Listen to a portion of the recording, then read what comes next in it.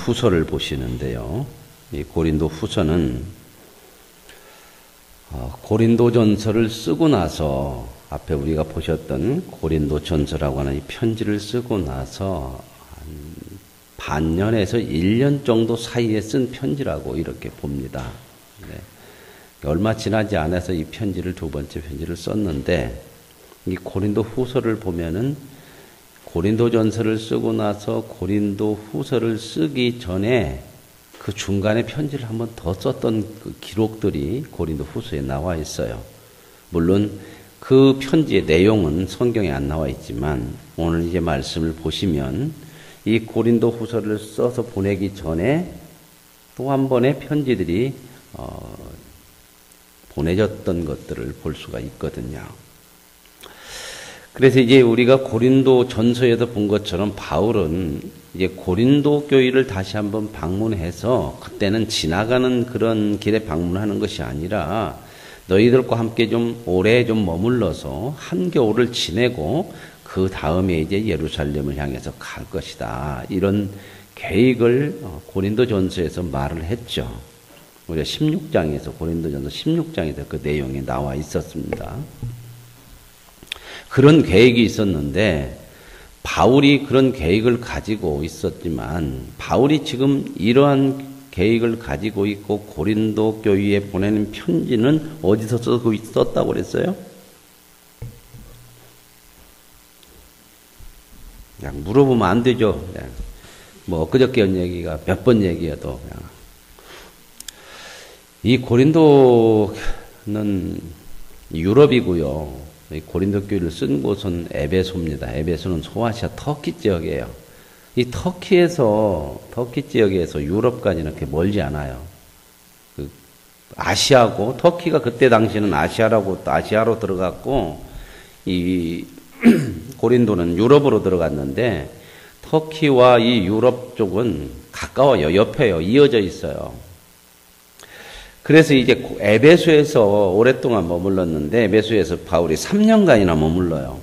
3년간이나 머물러 있으면서 이제 고린도 교회에 대해서 문제들을 알고 또 편지들을 쓰고 그런 내용들이 나오는데 그래서 이 고린도서를 쓸 때는 에베소에서 이 편지를 썼어요. 바울이 이 편지를 썼는데 이 바울이 고린도에서 편지를 쓰면서 이제 그들에게 가고 싶은 마음들이 있었죠. 그들에게 이제 가겠다 하고 이제 고린도 전서에서도 그렇게 밝혔습니다. 그런데 바울이 에베소에서 있다가 그런 계획을 가지고 편지를 고린도 전서를 쓰고 나서 그렇게 자기가 계획대로 이제 이렇게 가서 고린도에서 좀 고린도 교회에서 좀 오랫동안 머물면서 그들과 함께 하겠다 그런 계획을 이야기를 하고 그렇게 준비하고 있었는데 들려오는 소리가 너무 급박한 소리들이 많은 거예요. 문제가 심각해지고 고린도 교회가 이게 잘못된 신앙에서 흔들리게 되고 바울을 공격하는 사람들이 아주 문제를 일으키고 여러 가지 이 어려움이 이제 자꾸 들리는 거죠. 에베소로.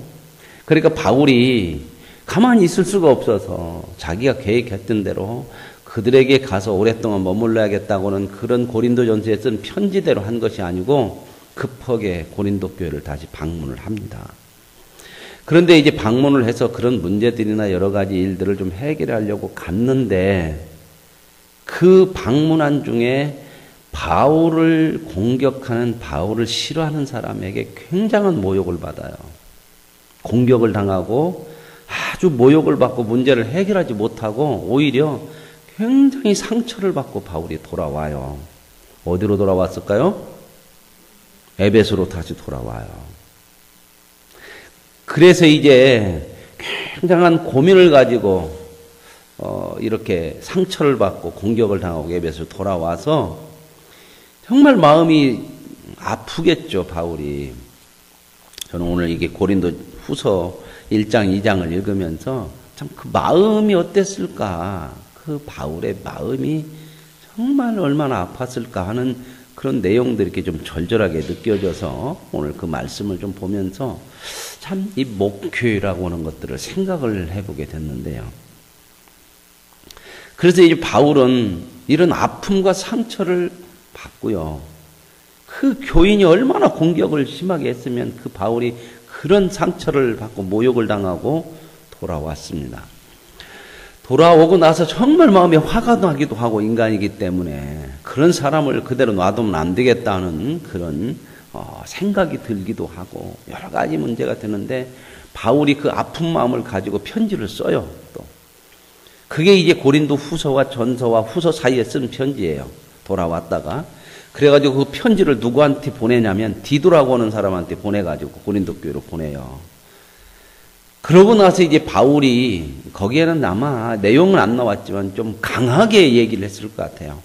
그 자기를 공격하고 모욕을 주고 그리고 그거에 대해서 고린도 교회가 별로 그렇게 바울의 그 편을 많이 들지를 않았던 것 같아요. 그런 거에 대한 여러 가지 그 마음들, 그들의 잘못된 내용들을 이 편지 속에 좀 강하게 담았지 않았을까. 이 고린도 후서를 읽어보면 그런 것들이 느껴지기 때문에 제가 이런 말씀을 드리는 거예요. 그래가지고 이렇게 편지를 써서 보내고 바울은 이제 답장을 기다리죠. 그러죠. 어떻게 이제 또 고린도 교회가 나올까 그 편지를 받고 그 편지를 누가 갖고 갔다고요? 디도라고 하는 사람이 갖고 가요. 그래서 이제 바울은 그 편지를 보내고 나서 정말 조마조마한 마음으로 디도를 기다리죠. 디도가 와야 이제 도대체 이제 이 고린도 교회가 어떻게 돌아갈 것인지 바울의 편지를 받고 회개를 할 것인지 아니면 더 그냥 바울을 공격하고 하는 일들이 벌어질 건지 얼마나 그러겠어요. 이게 이제 목회자의 마음이 이런 거예요. 목회자 마음은 성도들의 신앙에 있거든요. 신앙생활을 하는 데 있어서도요. 잘못하고 참 이렇게 갔으면 좋겠다 그럴 때도요. 때로는 참 책망도 하고 권면도 하고 싶은데 여러 가지를 생각을 해요. 이걸 받을 수 있는 사람이냐. 받아들이질 못할 사람한테는요. 아무리 권면하고 책망을 해도요. 오히려 역효과가 날 수 있고요. 그거에 대해서 오히려 인간적으로 막 공격을 하는 일들이 많아요. 그래서 참 이런 고민과 아픔, 그런다고 해서 이제 내버려 둘 수도 없는 상황이에요. 이걸 내버려 주다니 그럴 수도 없고. 이게 참 이런 고민들을 가지고 평생 사는 게 이게 목회자거든요. 성도들은 자기 신앙 하나 지키는 것으로 평생 살겠지만 목회자는 자기 신앙을 지키는 것만이 아니라 모든 성도들의 신앙을 향해서 평생 마음에 두고 살거든요. 이건 어쩔 수가 없어요. 하나님이 이렇게 불러세웠기 때문에. 성도들은 여러분의 신앙 하나 지키면 돼요. 내 믿음을 지켜가는 거고 어떻게든 내 생활 속에서 내가 믿음으로 살 거냐 이거지만 목사는 모든 성도들의 신앙을 평생 마음에 목회를 끝날 때까지 은퇴할 때까지는 그 마음을 두고 사는 거예요. 그래서 이제 이 바울이 기다리죠. 디도를. 그래서 오늘 2장으로 넘어가면 바울을 이제 디도를 기다리다가 그 마음 얼마나 조급했으면 못 참아요. 디도를 에베소에서 기다리다가 어디로 건너가냐? 마게도냐로 건너가요. 왜요? 디도를 맞이하려고. 그러니까 이 마음이 얼마나 바울의 마음이 착잡하고 초조하고 이런 마음이었을까? 여러분 바울 같은 이런 대단한 인물도요. 이런 인간적인 참 이런 마음이 있었어요. 이따 이제 뒤에 가서 자세히 보시겠습니다. 이런 상황에서 이제 바울이 디도를 만나게 되고 디도가 가지고 온 소식이 좋은 소식이었어요. 이제 어느 정도 문제가 해결이 되고 고린도 교회가 회개를 해요. 우리가 잘못했습니다. 그래서 그런 소식을 이제 바울이 디도로부터 접하고 나서 그리고 나서 이 편지를 쓰는 게 이 고린도 후서예요. 그래서 이제 이런 내용들로 여러분들이 보시면 이제 고린도 후서가 조금 더 깊이 다가오게 될 것으로 믿어집니다. 이 고린도 후서는 전서를 쓰고 나서 한 번 더 편지들이 왔다 갔고 이후에 이제 어느 정도 문제가 해결되고 나서 고린도 후서를 또 쓰면서 한 고린도 전서 쓰고 나서 한 반년에서 6개월에서 12개월 정도 사이에 이 편지가 써졌다고 학자들은 얘기를 하고 있습니다. 자, 그러면 이제 이 편지를 한번 다시 보도록 하겠습니다. 하나님의 뜻으로 말미암아 그리스도 예수의 사도된 바울과 형제 디모데는 고린도에 있는 하나님의 교회와 또 아가야에 있는 모든 성도에게 바울은 이제 인사말이죠, 인사말인데 늘 얘기를 해요. 하나님의 뜻으로 나는 사도가 됐다. 그렇게 얘기해요. 왜냐하면 바울에게는 이 사도 문제가 항상 공격자들, 바울을 싫어하는 사람들에게 공격의 대상이 돼요. 빌미가 되죠. 너는 12사도가 아니지 않냐? 이런 얘기를 많이 했거든요. 네가 언제 예수님과 함께 다녔냐? 너는 그때 예수님을 알지도 못했고 오히려 교회를 핍박한 사람 아니냐? 이런 얘기를 참 많이 해요. 그러죠. 바울은 예수님의 12제자는 아니에요. 12제자는 예수님과 함께 동고동락 3년 동안 해서 그 사람들을 제자이면서 특별히 교회에서는 사도라고 불러요. 그런데 너는 사도가 아니냐? 아니지 않느냐? 그러나 바울은 핍박하러 가다가 다메섹에서 예수님을 직접 만나요. 그죠? 부활하신 예수님을 직접 만나고 예수님께서 그를 불러서 하나님의 사도로 세웠죠. 이방인의 사도로. 그래서 바울은 그렇게 사도라고는 얘기를 이렇게 나는 예수 그리스도 하나님의 뜻으로 말미암아 그리스도 예수의 사도가 됐다. 이렇게 얘기를 해요. 그러면서 이제 하나님의 교회와 온 아가야에 있는 모든 성도에게 하나님에 있는 교회는 여기는 어디를 얘기할까요? 고린도 교회를 얘기하겠죠. 그렇죠. 고린도 교회를 얘기하고 또 아가야에 있는 성도, 이것도 이제 교회를 얘기하는데 아가야라고 하는 것은 고린도가 있는 그 지역을 둘러싸고 있는 주가 아가의 주요. 말하자면 우리나라도 이렇게 크게 나누잖아요. 각 도로, 8도로 나눈 것처럼 전라북도에 있는 익산시. 무슨 말 이해 가세요? 아가야라고 하는 것은 전라북도 정도 크기가 되는 거예요. 거기에 있는 고린도. 그러니까 고린도 교회뿐만 아니라 그 지역의 주변에 있는 모든 교회들에게 이제 이 인사말을 하는 거죠. 그러면서 이제 3절에 보면 찬송하리로다 그 우리 주 예수 그리스도의 하나님이시오 자비의 아버지요 모든 위로의 하나님이시며 고린도 후서가 지금 인사말이 끝나고 나오자마자 하나님은 어떤 하나님이다? 자비의 하나님, 뭐의 하나님? 위로의 하나님이라는 거죠. 왜 이 고린도 후서를 시작하면서 인사말 다음에 바로 위로의 하나님이고 모든 환난 중에 하나님은 위로하신다 이 말씀을 쓰고 있냐? 이 내용을 아까 한 얘기를 말씀을 이해를 하시면 이 얘기가 그래서 그랬구나 알아요. 왜요? 사도 바울이 얼마나 고린도 교회에 방문했다가 문제를 풀으려고 갔다가 굉장히 모욕을 당하고 공격자들한테 공격을 받고 돌아와서 정말 마음이 슬프고 아프고 저는 목회자이기 때문에 사도 바울의 마음 생각할 때 그만 때려치고 싶은 마음이 굴뚝 같았을 거예요. 저도 그럴 때가 있거든요. 그만두고 싶은 마음이 참 많아요. 이건 목회자들 마음에 많이 그러죠. 여러분들은 세상 살면서 때로는 그러죠. 직장 그만두고 싶은 생각도 있고 때로는 그냥 이거 그만두고 뭐 이런 생각 많죠. 사람 다 비슷한 게 있는데요. 이 사도 바울의 마음이 얼마나 그랬을까. 그런 상황에서 이제 고린도 교회가 잘못했다고 회개를 하고 티도가 소식을 가져왔는데 바울에게 잘못됐다고 그러고 문제가 해결되어져 가니까 바울이 거기서 위로를 받는 거예요. 위로를. 야, 하나님이 정말 위로의 하나님이다. 이 이야기가 첫 번부터 서두부터 나오게 되는 거예요. 저는 이런 경험을 해봤거든요. 참 많이 하거든요. 참 힘들고 어려울 때에 사람의 힘으로 버티기가 힘든데 근데 꼭 이런 환난이 오면 어려움이 오면 반드시 하나님의 위로가 있더라고요. 어떤 것을 통해서든지 위로가 있어요. 근데 막 엄청나게 막 뭔 큰 일을 이루는 것이 아니라 누구 한 사람을 통해서든지 성도를 통해서든지 뭐냐 작은 거지만 별로 큰 것도 아니지만 그걸 통해서 하나님의 위로가 있어요. 위로가. 그게 있어서 감당해 가는 거예요. 이것은 목회자뿐만 아니라 저와 여러분 모두에게도 이런 하나님의 위로가 있는 줄로 믿습니다. 우리에게 아픔도 있어요. 신앙생활을 하다 보면. 또 세상 사는데요. 그런데 하나님의 위로가 있어요. 사도 바울이 지금 그 위로를 받은 거예요. 위로를. 그러고 나서 이 편지의 서두에 우리 아버지는 위로의 하나님이고 우리의 모든 환난 중에서 우리를 위로하사 우리가 받는 위로로 그 위로가 필요한 사람들에게 위로를 줄 수 있는 사람이 만들더라는 거예요. 이게 위로도 이렇게 환난을 당해서 위로를 받아봐야 아프고 힘든 사람들에게 위로할 수 있는 그런 힘이 생기고 그런 능력이 생기는 거거든요. 그래서 이제 사도 바울이 그런 얘기를 하는 거죠. 그래서 환난 중에 있는 모든 자들을 등이 위로할 수 있도록 하나님은 그렇게 하신다. 그러면서 6절에도 이렇게 나오죠. 우리가 환난 당하는 것도 너희가 위로와 구원을 받게 하려는 것이요. 내가 너희들을 통해서 고린도 교회를 통해서 지금 많은 환난을 받고 모욕을 당하고 공격을 당했지만 그러나 하나님께서 나를 위로하셔서 너희들에게까지 이런 위로를 증거할 수 있도록 하나님이 나를 이렇게 만들어 간다. 그래서 이런 고난도 견딜 수 있도록 하나님이 하신다. 여러분, 환난을 고난을 견딜 수 있는 것은 하나님의 위로가 반드시 있기 때문인 것을 믿습니다.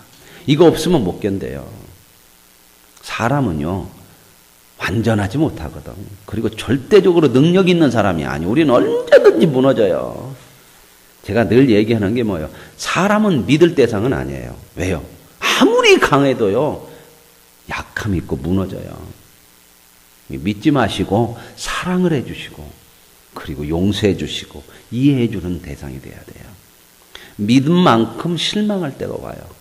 그러면요 믿음을 거기다 쏟아버리면, 사람에게 쏟으면 실망할 때, 그 믿지 못할 때 배신감 이런 거요 감당하기 어려워요. 근데 사람은 그래 약함이 있는 거예요. 하나님이 아니야, 신이 아니야, 부족함이 있어요. 그리고 절대적으로 믿을 수 있는 게 아니에요. 여러분, 남편도 아내도 마찬가지예요. 그럴 수가 있어요. 그런 사람으로 봐야 용서가 되고 이해가 되고 받아들이지, 너 그럴 수 있어, 이거 아닌 거거든. 그럴 수 있어요. 누구에게나 그럴 수 있어요. 목사요? 얼마든지 그럴 수 있어요. 그래서 이제 사도 바울이 8절에 또 이렇게 얘기해요. 우리가 아시아에서 당한 환난을 너희가 모르기를 원하지 아니하노니. 또 사도 바울은 고린도에서 이런 어려움을 당한 것만 아니라 아시아에도 있다는 거예요. 아시아는 여기는 어디야? 에베소예요. 에베소는 3년이나 머물렀지만 또 에베소에서도 그런 환난을 아이고, 여기 이 사람이요, 야, 너 정말 그럴 수 있어. 내가 너 안 보고 산다고 도망쳐버리면 안 돼. 어떻게 해야 되느냐? 너 아니다 하고 딴 데 가면 딴 데는 없을 것 같아요? 똑같아요. 이 교회 아니면 저 교회는 다 막 천사들만 있나요? 아니요. 가면 또 있어요. 또 어떻게 해야 되냐? 견뎌야 돼요. 견뎌서 뭘 해야 되느냐? 내 믿음을 키워야 돼. 그래야 그걸 이겨남기지. 피하기만 하면요, 여기 갔다가 절로 가고 일로 가고 하면 평생 도망만 다니지 믿음은 않고 못 감당한단 말이에요. 그러나 어찌됐든 견뎌요. 왜요? 하나님의 위로가 있어요. 믿으십니까? 그리고 견디면 그거 넘어가고요. 그거 넘어가면 내 믿음 커지고 이제는 그 정도는 얼마든지 받아 넘어갈 수 있어요. 복이 돼요. 근데 이거 도망치기 시작하면 믿음이 안 가. 간 곳은 없나? 거기는 천사 사는 곳이 아니에요. 다 사람들이 있는 거죠. 교회도 마찬가지예요. 다 사람들이 있는 곳이에요. 만들어져 가는 과정에 있는 사람들이 모인 곳이 교회지 완성된 사람들이 있는 게 아니에요. 다 과정에 있어요. 저 사람은 조금 나은 과정이고 저 사람은 조금 그보다 못한 과정이고 이거지. 다 과정 속에 있는 거예요. 완성 속에 있는 거. 믿음이 좋은 사람도 완성된 게 아니에요. 하나님 앞에 서는 날까지 만들어져 가는 거거든요. 그래서 사도 바울은 고린도에서만이 아니라 아시아에서도 사도 바울이 간 곳마다 이런 공격자들이 있었고 어려움이 있었고 실은 있죠. 오늘 저와 여러분의 인생에도 어느 곳에든지 어려움이 있어요. 그 어려움들을 하나님께서 우리에게 허락하시는 건 뭐냐면 바울은 뭐라고 그래요? 여기 이렇게 나오잖아요. 우리는 우리 자신이 사형 선고를 받은 줄 알았다. 아시아에서는 참 굉장히 큰 어려움을 당한 것 같아요. 이제는 끝났다, 죽었다 이렇게 생각했다는 거예요. 그 어려움을 당할 때. 그런데 이걸 통해서 이 어려움 속에서 또 뭐가 있었다? 하나님의 위로가 있더라. 그래서 그것을 감당할 수 있게 하시고 그 감당함으로 인해서 하나님이 우리에게 깨닫게 하시고자 하는 게 뭐냐? 이는 우리를 자기를 의지하지 말고 죽은 자를 다시 살리시는 하나님만 의지하게 하니라. 하나님을 의지하게 하려고 이런 어려움도 하나님께서 허락하시더라. 근데 이 하나님이 어떤 하나님이에요? 죽은 자를 살리시는 하나님이에요. 이게 사도 바울은 이 고난이 너무 커서, 에베소에서 당한 고난이 너무 커서 이제는 죽었다, 소망이 없다, 끝났다 그랬는데 이걸 통해서 하나님이 위로하시고, 야, 끝나는 일은 없다. 왜요? 나는 죽은 자에서도 살려내는 하나님 아니냐. 사람은 죽으면 끝난다고 생각하잖아요. 그러나 죽는 것으로 끝나는 거 아니라고 하는 것을 하나님께서 보여준다는 거예요. 그래서 하나님을 의지하게 하는 거죠. 오늘 저와 여러분의 인생에도 죽음이 끝이 아니에요. 이거 그냥 승질나면 죽어버리면 끝이지. 그건 안 믿는 사람이 하는 얘기고. 또 이제 점점점 연세가 들면 죽음이 가까우죠. 인생이 뭐냐? 아니요, 인생이 뭐냐가 아니에요. 그것이 끝이면 인생이 뭐냐로 가죠. 이게 인생이 뭐냐? 그러죠? 그리고 점점점 갈수록 그러죠. 인생이 허무하고. 마음속에요, 이런 생각 안 들어요? 자식은 뭐요? 내가 인생을 사는 것은 뭐요? 돈이 뭐요? 이런 거 얼마나 많이 와요. 늙어지면서. 그죠? 늙어진다고 자식이 내 대신 늙어줘요? 저산이라고 정신없어. 그죠? 그러니까 부모님들이 멀리 있는 자식한테는 아프다고 얘기해야 안 해요? 아니요. 해야 오기도 못 오고 마음만 서로 아프고 그냥 모르는 게 낫고 넘어가는 게 낫고 그렇죠. 진짜로 한다면 자식이 와야 돼. 그죠? 옆에 있는 김 집사가 그냥 얼마나 아파요 이럴 것이 아니고 그 얘기를 자식이 해야 되는 거야. 근데 그럴 수 없는 거잖아요. 인생 늙는 것만 생각하고 죽으면 끝이라고 생각하면 진짜 못 사는 거야. 그러니까요, 세상 사람들은 참 불쌍한 거예요. 불쌍한 거. 그게 가면서 참 인생이 허무해지는 거야. 그러나 예수 믿는 사람은 똑같으면 안 돼요. 여러분들 다 경로당도 가고 노냐만 만나죠. 거기 가서 똑같이 그래 인생 살면 뭐야 자식 이렇게 같이 오면 안 돼요. 달라야 돼요. 다르다는 것은 일부러 다르다는 것이 아니라 우리는 그 믿음이 있잖아. 그럴 때 딱 얘기를 하는 거야. 그래 인생 죽으면 끝이잖아. 그러나 죽는 것이 끝이 아니요. 하나님의 나라가 있고 영원한 세계가 있어. 이 세상은 나그네요. 우리는 그걸 향해 가. 이런 게 멋진 거요. 이런 게. 그죠? 이게 믿음으로 사는 거예요. 이 믿음으로. 그러면서 이제 점점점 누구를 의지하게 해요? 하나님을 의지하게. 그래. 세상 거 다 끝나는 거구나. 정말 하나님만이 우리의 소망이고 그분이 말씀하신 것만이 진리고 그분을 붙들고 사는 것만이 진짜 인생이구나. 이렇게 하나님이 우리를 만들어 가시는 거거든요. 바울이 지금 그 얘기를 하는 거죠. 그래서 이 10절에 보면 그가 이같이 큰 사망에서 바울은 이런 어려움이 어떤 어려움이었다고요? 이제 끝났다 죽었다 그랬는데 죽는 것이 아니고 거기에서 건지시더라는 거예요. 여러분 만약에 여러분이 어려움을 당하다가 돌아가셨어. 그냥 그 어려움 쪽에서. 그럼 끝났어요? 안 끝났어요? 안 끝났어요. 돌아가셨는데 천국 간 거요. 무슨 말 이해 가세요? 우리는 죽어도 끝나는 것이 아니에요. 이게 하나님이 우리에게 허락하신 복이에요. 이런 엄청난 것을 갖고 있는데 세상 뭐 조금 얻는 거 이런 것에다가 우리 신앙의 목표를 두면 안 된다 그 말입니다. 그래서 이제 이런 얘기를 쭉 하면서 바울이 너희도 우리가 이렇게 기도하는 것처럼 함께 기도해달라. 그러면서 이제 12절부터는요. 바울을 공격하는 사람들에 대한 자기의 변호에 대한 내용들을 얘기해요. 우리가 세상에서 특별히 너희에 대하여 하나님의 거룩함과 진실함으로 행하되 바울을 지금 공격하면서 뭐라면 저건 거짓말장이고 진실도 없고 막 이런 얘기를 하니까 바울이 편지 쓰면서 아니다. 우리가 거짓말하는 거 아니다. 참 이런 마음은 참 그래요. 참 이거 참. 안 당해본 사람이 이런 거 모르는 거예요. 이런 마음을 못 알아줄 때 참이 진실인데 그냥 안 알아주고 그 오해하고 공격하고 모욕하고 그럴 때 이거 참 세상 말로 펄딱 뛰지 펄딱 뛰어. 그죠? 이게 바울의 마음이야. 그러니까 편지 쓰면서 하나님께서 우리에게 하나님의 거룩함과 진실함을 가지고 나도 우리도 너희에게 행했다. 사람의 육체의 지혜로 하지 않았다. 육체의 지혜. 내 생각대로 한 거 아니다.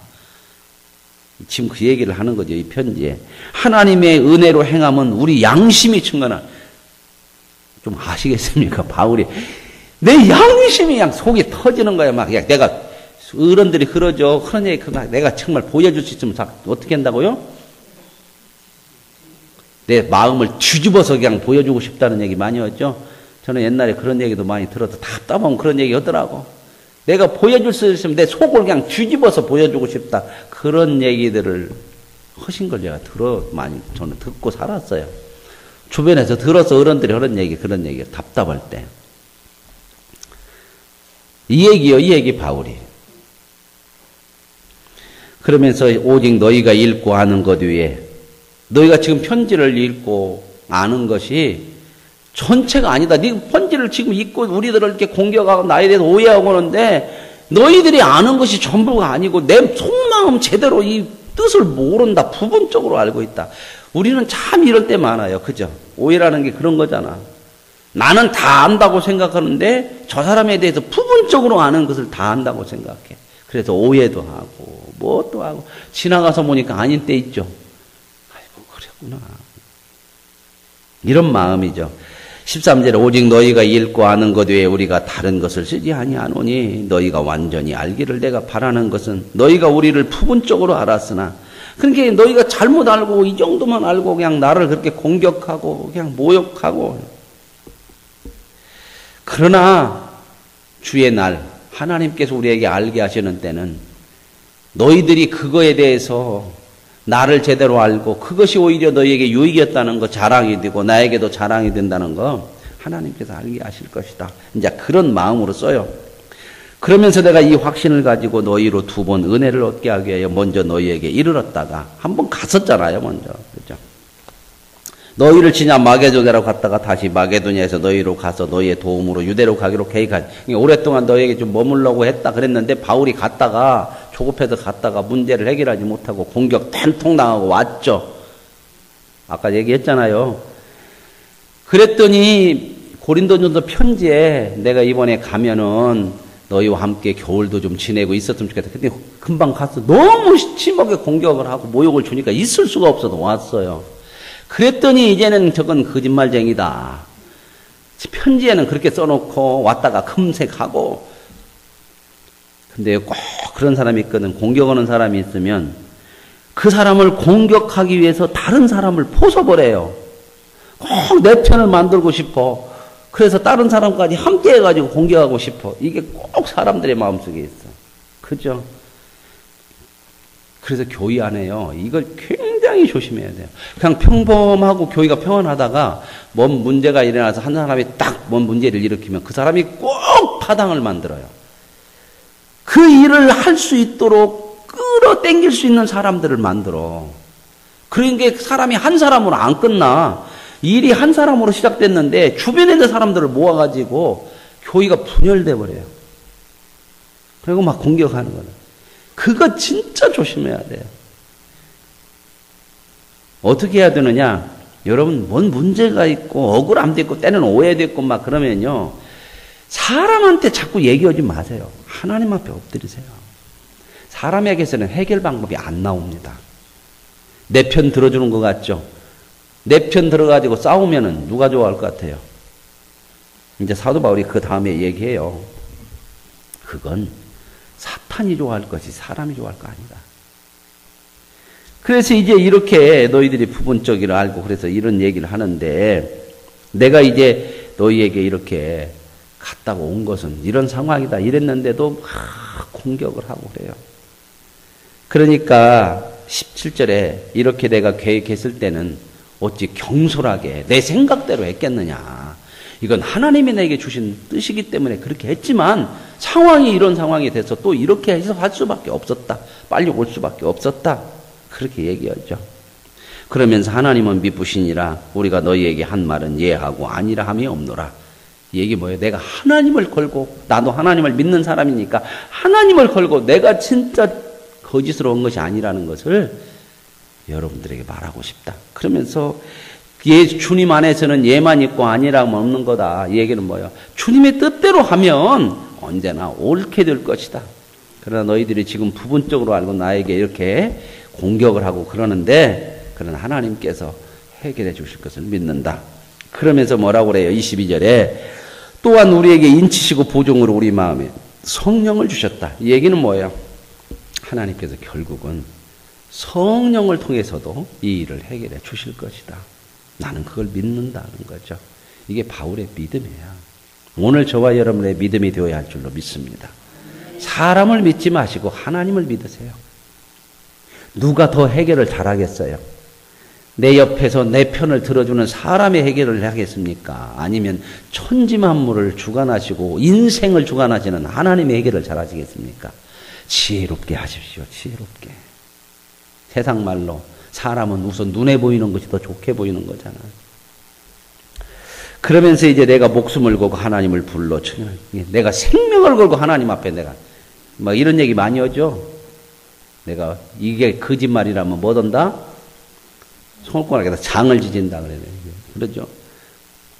정말 우리는 장 지진다고 그랬으면 손가락 남는 게 없어. 벌써 장 지져서 다 먹었어. 10손가락 다. 사도 바울도 답답하니까 내가 하나님 불러서 내 목숨 걸고 내가 증언 안 오니 내가 다시 고린도에 가지 아니한 것은 갔다가 금방 오고 이렇게 한 것은 너희들이 오해하고는 너희를 아끼기 위해서 그런 거야. 거기서도 싸먹고 공격하는 사람들하고 싸먹고 이런 일이 일어나면 어떻게 되겠어요? 우리가 너희 믿음을 주관하는 것이 아니고 오직 너희 기쁨을 돕는 자가 되게 함이라. 이는 너희가 믿음에 서 있다. 결국은 너희의 기쁨이 될 거야. 이제 이런 얘기를 해요. 그러면서 이제 2절에 내가 다시는 너희에게 근심 중에 나아가지 아니하기로 스스로 결심하였노니. 바울이 그런 공격을 당하고 어려움을 당하고 와서 진짜 한번 가서 그냥 뒤집어 엎고 싶은 마음이 왜 없겠어요? 이것들을 그냥 놔두면 안 되겠다. 인간적으로 미운 것도 있지만 이거 신앙 이렇게 놔두면 안 되겠다. 그런 생각이 얼마나 많겠습니까? 그런데 바울이 이 디도를 만나고 나서 마음이 풀려요. 아, 얘 이제 돌아섰구나. 그래서 이제 내가 이런 마음 가지고는 다시 너에게 가고 싶은 마음은 없다. 이런 편지를 쓰는 거예요. 그러면서 4절에 내가 내 마음에 큰 눌림과 걱정에서 많은 눈물로 너에게 편지를 썼는데 앞에 쓴 거요. 디도가 갖고 간 편지. 여기에서 바울의 마음이 얼마나 큰 눌림과 걱정이 있어서 많은 눈물로 이게 바로 눈물로 쓴 편지예요. 그래서 여기서 유행가가 나왔는 게 눈물로 쓴 편지는 여러분 잘 모르시는가요? 정말 눈물의 편지를 사도 바울이 썼다고 하는 거예요. 이 마음이 참 있어요. 그런데 여기 보세요. 5절에 근심하는 자가 있었을지라도 이게 바울을 공격한 사람이에요. 나를 근심하게 한 것이 아니고 교회 전체를 근심하게 한 거다. 이런 사람은 벌 받는 것이 마땅하다. 그러나 너희들은 그 사람 벌 주고 심판하지 말고 용서해라. 왜? 그렇게 너무 또 그냥 심판해버리면 아예 그냥 믿음에서 떨어져서 그런 사람 될까봐 그러니 용서하고 용서하지 않고 너희들이 그를 미워하고 그 사람하고 또 싸우고 그러면 여기 나오잖아요. 11절 이는 우리로 사탄에게 속지 않게 하려고. 그렇지 않고 계속 싸움으로 가면 사탄한테 속는 거다. 오늘 저와 여러분 때로는 시험을 당하고 어려움을 당해도요. 교회 안에서 그 내 옳다 인정함을 받기 위해서 교회 안에서 싸우지 마세요. 바울은 뭐라고 그래요? 오히려 당하라 그러죠. 왜요? 그렇게 해서 싸워가지고 교회가 시끄럽고 교회가 나눠져 그러면 누가 좋아해가요? 사탄이. 이게 누구 계략이에요? 사탄의 계략이에요. 그래서 성경에 바울은 뭐라고 그래요? 그리스도인의 성도의 싸움은 어떤 시련이나 어려움이나 시험이 왔을 때 싸움은 혈과 육에 대한 것이 아니고 오직 정사와 권세를 받은 악한 사탄과의 전쟁이에요. 그러니까 우리가 사람들하고 문제가 이렇게 싸우자는 교회 안에서요. 이건 육체적인 싸움을 가지고 사탄이 어떻게 영적으로 무너뜨리려고 그렇게 하는 거예요. 그러니까 우리는 이걸 알아야 돼요. 그러니까 그런 싸움 하지 말고. 서로 막 미워하는 그런 싸움 하지 말고 하나님 앞에서 영적 싸움 하세요. 기도하시고. 그러면서 이제 바울이 이렇게 얘기해요. 12절에 내가 그리스도의 복음을 위하여 들어와야 이르매 바울이 너무 조급해서 편지를 써놓고 기다릴 수가 없어. 이 디도를 기다려야 되는데 얼마나 조급하면 드로아야로 갔어요. 주 안에서 문이 내게 열렸으니 내가 내 형제 이 드로아에서도 이 복음의 문이 열리는데도 마음이 막 너무 막 이 일이 걸려서 그래서 내 형제를 만나지 못하므로 내가 내 심령이 편지 못하여 그들을 드로아에 가서 복음을 전하다가 복음을 전하는 문이 확 열려서 막 전도가 잘 되는데도 그 일을 중단했어요. 얼마나 마음이 답답했으면. 그래서 디도를 만나려고 마게도냐로 건너갔다. 지금 그 얘기잖아요. 얼마나 사도 바울의 마음이 이렇게 아프고 조급하고 불안하고 두렵고 이 엄청난 사도 바울도 이런 마음을 가져요. 그러면서 이제 사도 바울이 끝부분에 이렇게 항상 우리를 그리스도 안에서 이기게 하시는 하나님께 감사한다. 그러나 이런 시련과 어려움이 있지만 하나님은 늘 믿음으로 사는 자들에게 승리를 주시고 그리고 그 믿음으로 사는 것이 그리스도의 냄새를 나타내는 향기가 된다. 그러므로 우리는 그리스도의 냄새다. 향기다. 향기는 화장실에 가서도 꽃향기가 나요, 안 나요? 아니, 꽃이 향기 나는 꽃을 가지고 안방에 들어가도 꽃냄새 나요, 안 나요? 갖고 들어가면 화장실에 가면요. 화장실에 가서 쾌쾌한 냄새 나더라도 그 꽃에서 향기가 나요, 안 나요? 나요. 뭔 얘기를 해요, 사도 바울이? 우리는 그리스도의 향기인데 좋은 데 가서는 향기가 나고 조금 안 좋은 데 가서는 똥냄새 나면 안 된다. 똑같이 향기가 나는 거다. 그러니까 나를 공격하고 하는 사람들에게도 그리스도의 향기처럼 살아야 된다. 그들을 미워하고 그들을 심판해서 끝내버리는 게 아니고 그리스도의 향기는 어느 곳에 가도 향기다. 이게 하나님이 우리에게 주신 은혜예요. 그러니 너희들이 어느 곳에 머무르든지 그리스도의 향기로 사는 것이고 그 향기가 결국은 세상을 진동하게 하고 세상을 이기게 하는 그런 놀라운 승리를 줄 것이다. 오늘 저와 여러분에게 큰 위로와 은혜가 되시고 오늘 하루도 어느 곳에 있든지 그리스도의 향기의 아름다운 모습으로 살아가길 원합니다. 하나님 감사합니다. 사도 바울이 고린도 후서를 쓰면서 그의 아픈 마음을 봅니다. 주를 위해 평생을 섬기는 하나님의 종. 그러나 그를 오해하고 공격하고 미워하고